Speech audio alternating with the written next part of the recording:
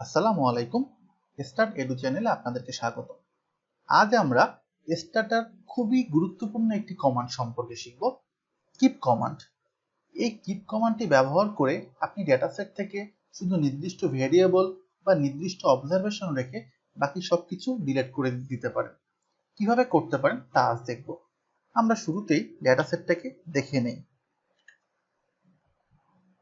ধরে নিচ্ছি অ্যানালাইসিসের জন্য আমাদের শুধুমাত্র আইডি, জেন্ডার এবং এজ ভেরিয়েবলটি লাগবে। রিলিজিয়ন এবং এক্সট্রা ভেরিয়েবলটি আমাদের লাগবে না। অর্থাৎ আমরা শুধুমাত্র এই তিনটি ভেরিয়েবলকে রাখবো। এর জন্য যে কমান্ডটি ইউজ করতে হবে, ইফ আমরা যে ভেরিয়েবলগুলো রাখবো আইডি, জেন্ডার, এজ দিয়ে ইন্টার দিলাম। দেখুন আমাদের বাকি ভেরিয়েবল দুইটি ডিলিট হয়ে গেছে। আমরা ব্রাউজ করে দেখি, দেখুন বাকি দুইটি ভেরিয়েবল ডিলিট হয়ে গেছে। এই তিনটি ভেরিয়েবল আমাদের আছে।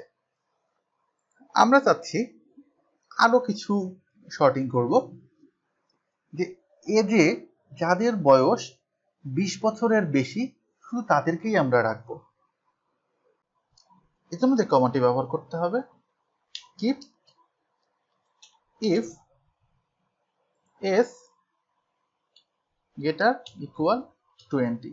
যদি আমরা ইন্টার দেই, দেখুন দুইটি অবজারভেশন ডিলিট হয়ে গেছে। আমাদের ব্রাউজ করে দেখি আমাদের 20-এর নিচে কোনো অবজারভেশন নেই, অর্থাৎ 20-এর উপরে যাদের ডাটা রয়েছে তারা এখানে আছে।